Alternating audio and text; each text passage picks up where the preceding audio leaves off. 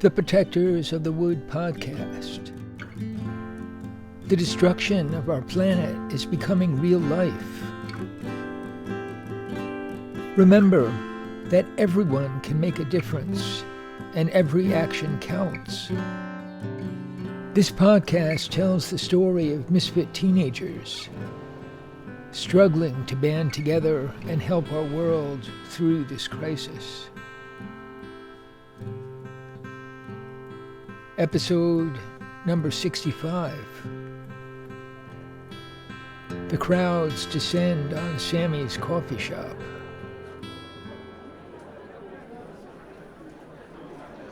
The backyard was filling up, with two long lines of people waiting to receive tickets for the concert.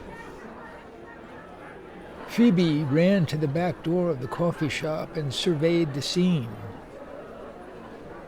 The ticket distribution seemed to be moving along fine.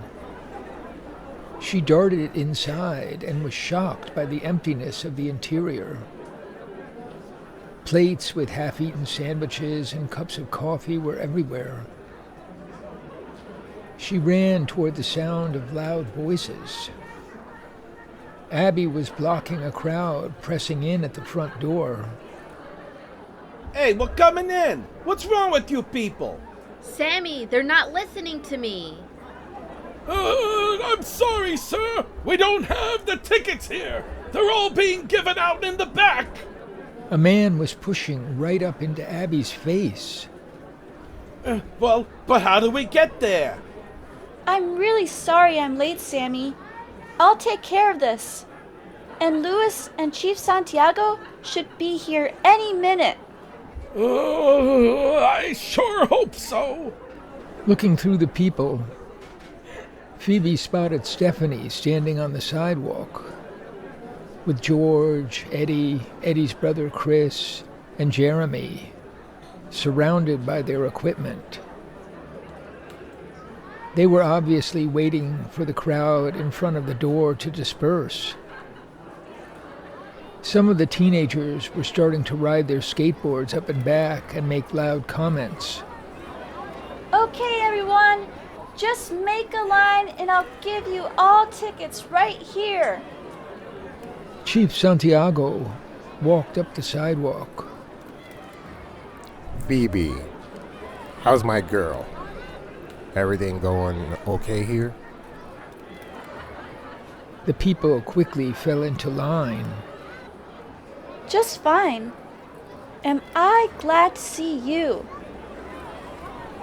I can't even find parking in my own town these days. But I suppose I need the exercise. The chief knew people in line and cracked jokes. Phoebe handed out tickets and prayed that they would not run out. She could see a large group approaching from Main Street.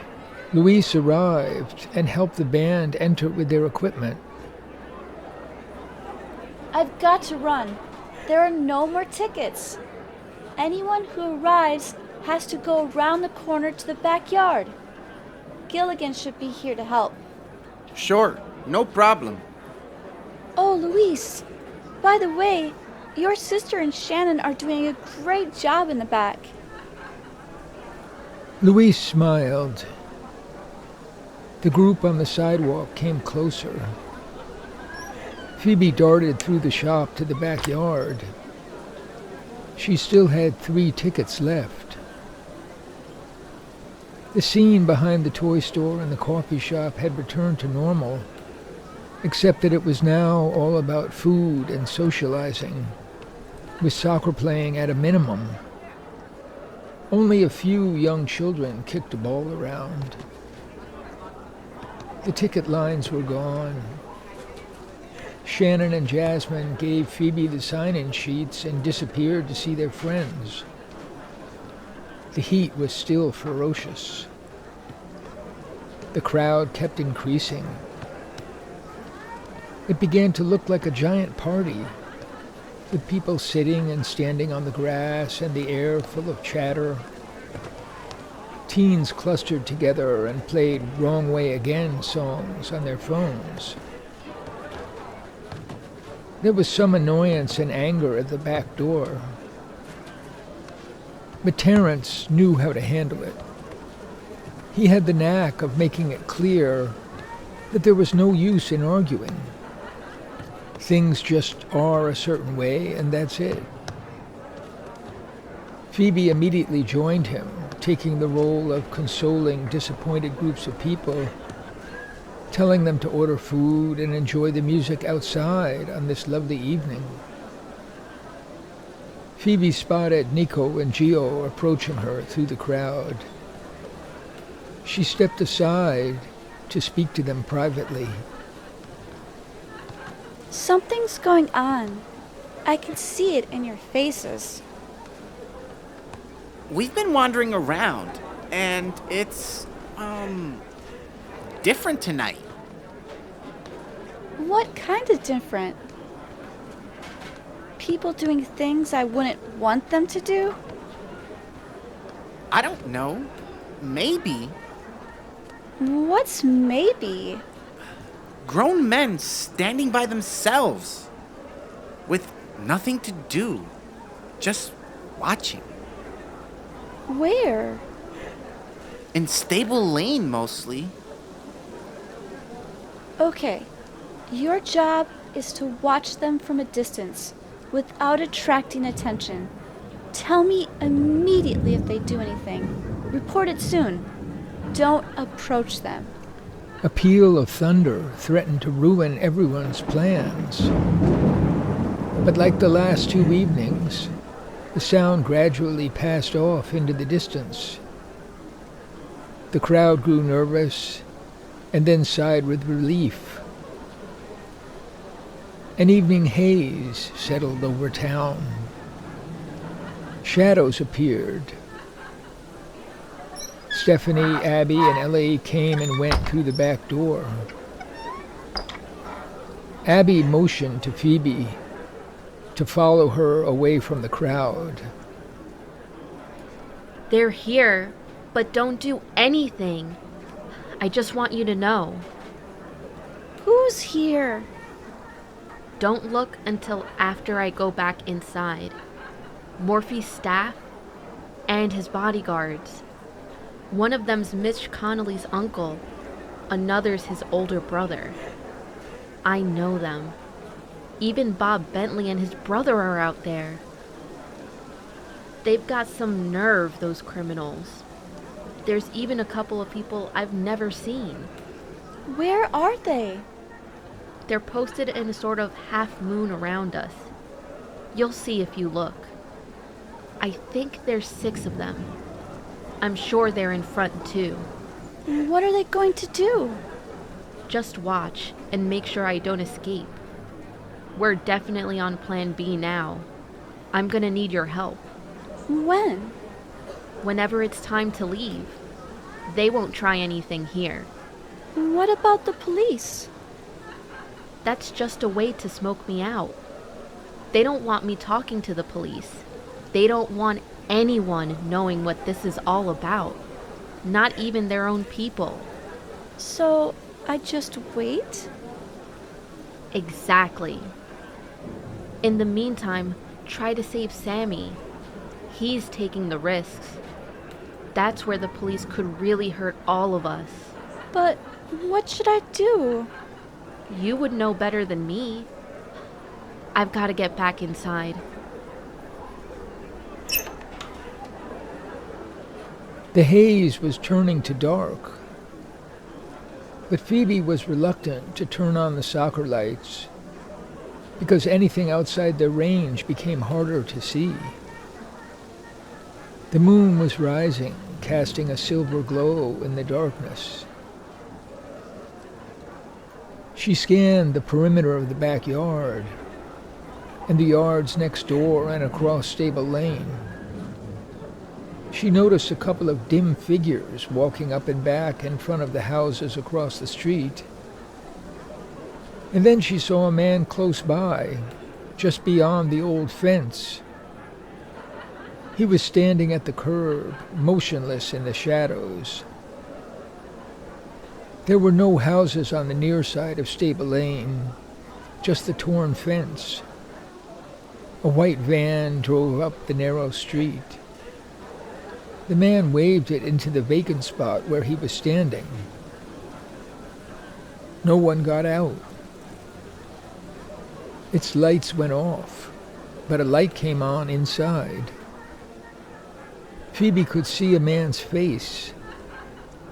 He was wearing a gray hat with a wide, flat brim. Another man was in the driver's seat beside him. Phoebe walked back to the steps and gave Terrence the news. So you weren't exaggerating. That's bad news. I like to talk to Winderman. We need a legal strategy. We have rights too. He must be somewhere inside. I'll get him out here. Phoebe slid along the wall, avoiding the area dominated by the band.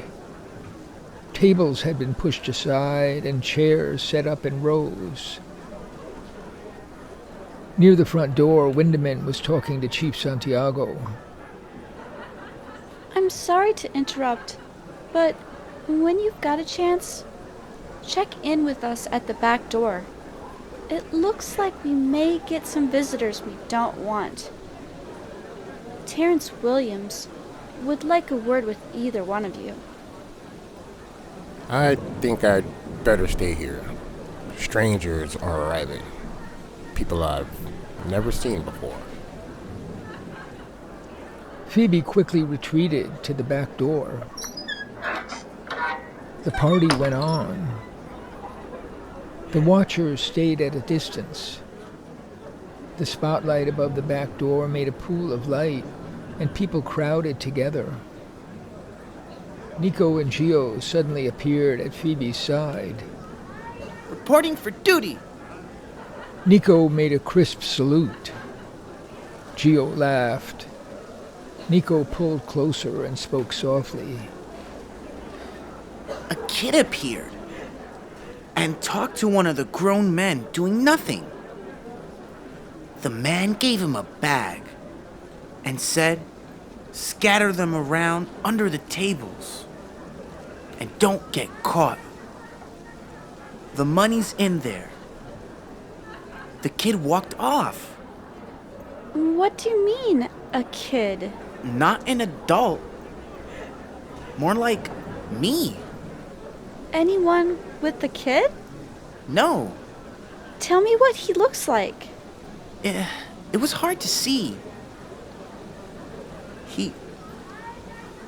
He had a baseball cap, and he's a little taller than me. Anything else? He had sort of a coat on. I was telling Gio, what's he going to do with that? Did they see you? No, Fantastic work. I owe you. I'll see you both get free food at the coffee shop tomorrow. Now go off duty and see the concert. Gio whispered something to his brother. we like this better. We'll find out more stuff. I don't know. You're great at it, but it's dangerous. You should see the concert. Stephanie appeared behind Phoebe. Phoebe! My uncle's here from the Evansville Record and Peabody too. Does this ticket thing apply to reporters? I let them both in. Is that terrible? Here's 2 tickets. I've got one left. Yes, and the concert's about to start.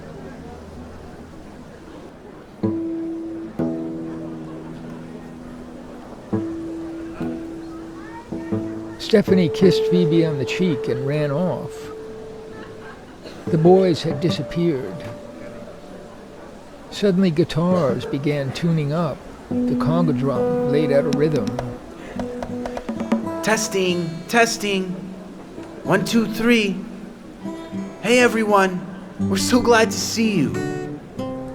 We've got a great show tonight. We'll be getting started soon.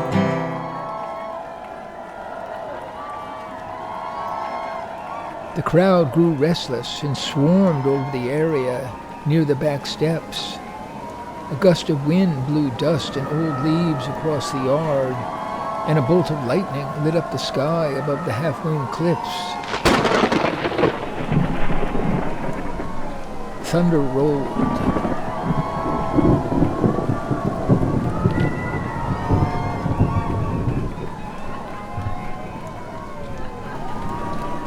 Face in the mirror looks like a stranger. Can recognize myself today. Sometimes I think in your arms my fear would melt away. God help me find a way.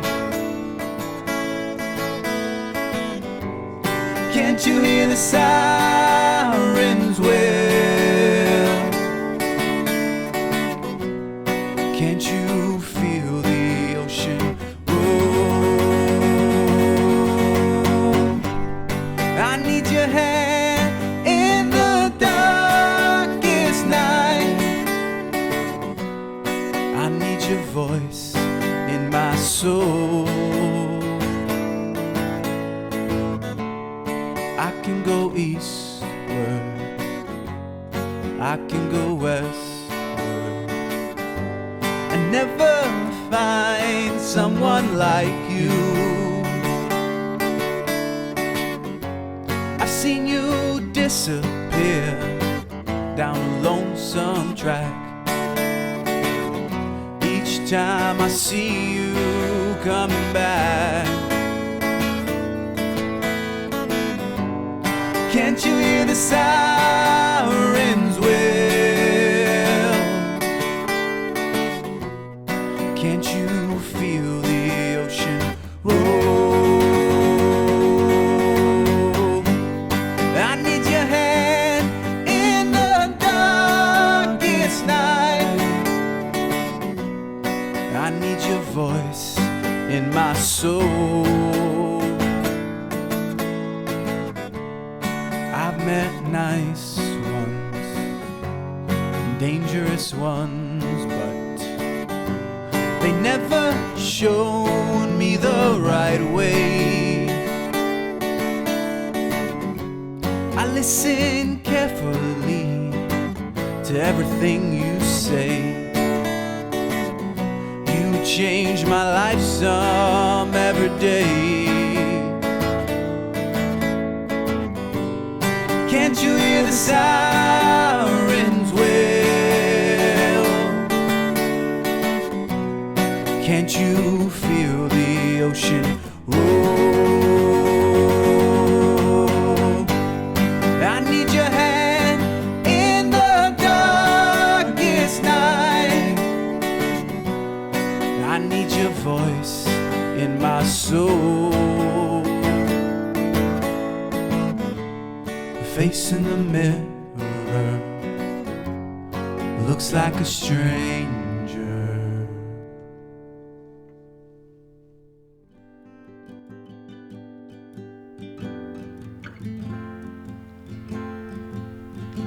Thanks for listening to the Protectors of the Wood podcast.